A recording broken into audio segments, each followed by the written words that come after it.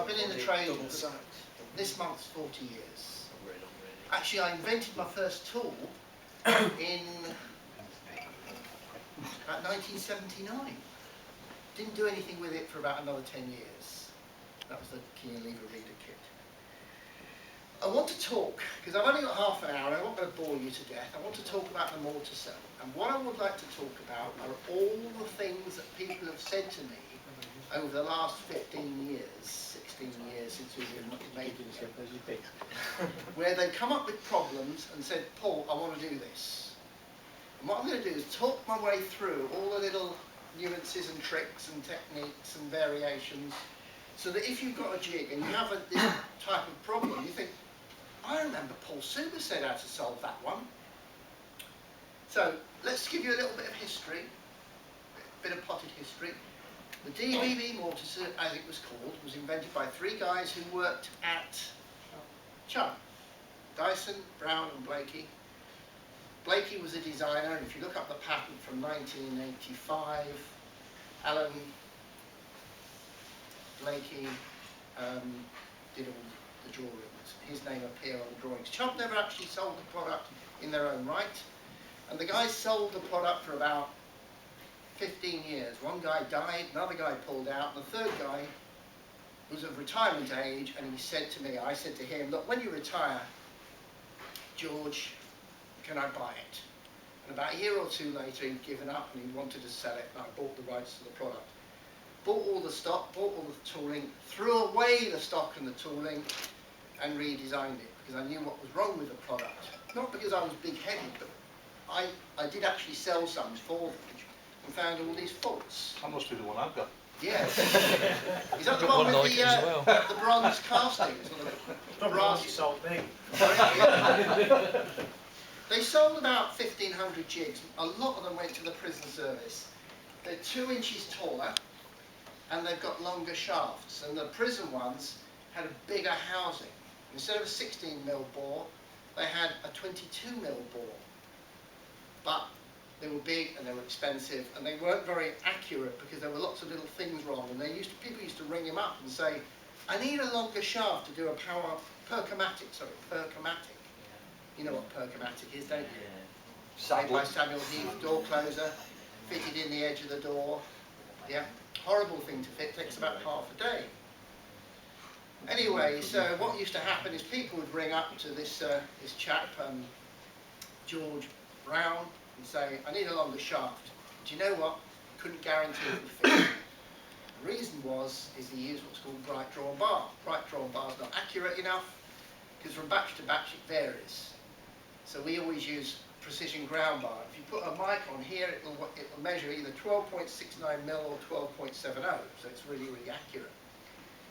Now, so what we did is we threw all the stock and the tooling away, spent 10 or 20,000 pounds on retooling, and made a load of clamps and sliders, which are made in Sussex. Yeah, made in England, still. The housings were made in Wolverhampton. If you've got the housing that looks a bit like that sort of colour, it's a cast one, and that was made in Wolverhampton. Anyway, moving on. So what we did is we made a version of the jig, and we used a snap-on cutter with a high-speed steel body. No carbide, just high-speed steel. And we tried to improve upon the designs that were out there at the time. The snap-on design came from America, from ProLock, because they already made a snap-on design. But we found after a short while we had problems with dust and problems with the mechanism. We had to recall all the shafts and put gaskets in. Dust was getting in the gaskets. We kept with that snap-on design for about 10 years or so. After we started demonstrating the product and showing it around the world, because I was an exporter, I still am an exporter, I was in Germany, my first show at the Cologne Hardware Fair in Germany. And people in Germany would say to me, we don't have what they call plain edge doors. We have these over-rebated doors. Now, an over-rebated door is a bit like, if you think of a UPVC door, it's got a lip on it. And if you look at it closely, you can see the lock is not in the middle, it's offset. And so what they do is once the door closes, the lip on the edge of the door closes onto the front of the frame. And all these doors you see in Germany, Austria, Switzerland, Italy, Sweden, places like that, as you often go, don't you? The front of the door, or the edge or lip of the door, closes on the front of the frame. So they wanted a version of the jig that would move left to right. So we developed a version that does that. And you just basically put your shaft in, put your cutter in, work out your position left to right, and then tighten it up. The only thing you have to remember is that when you're readjusting for your faceplate, just make sure you release one of these clamps, because otherwise things lock up. Because once you tighten that, that's fixed to that, and you have to release that. Just one, and that's fine. Now, so what we realised is that we developed this. We used to have a lever on here. It doesn't matter. We've now changed it to Bob to make it easier to use. Now, so we invented this or developed this version for Germany, Austria, Switzerland. People say, oh, can I use it for hinges? Yes. Can I use it for strike plates? Possibly. So I always turn around and say, well, strike plates, what sort of strike plates on a frame? Wood or aluminium?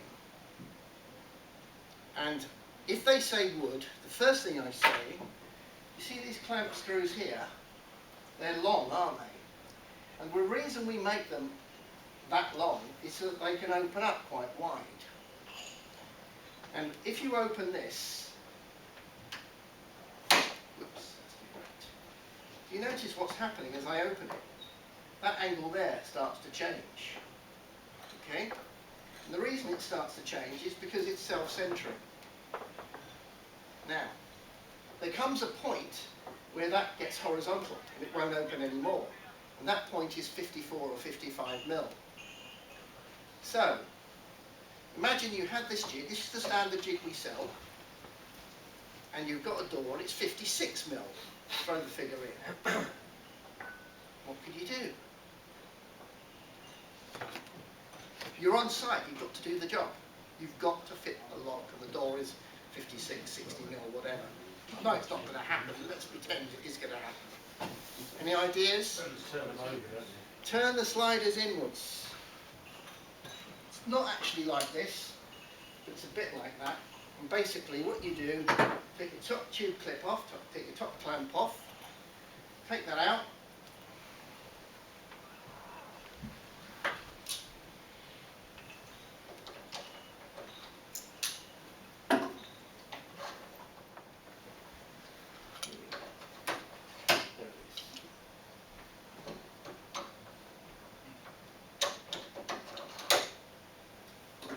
Now, it kicks up at a steeper angle.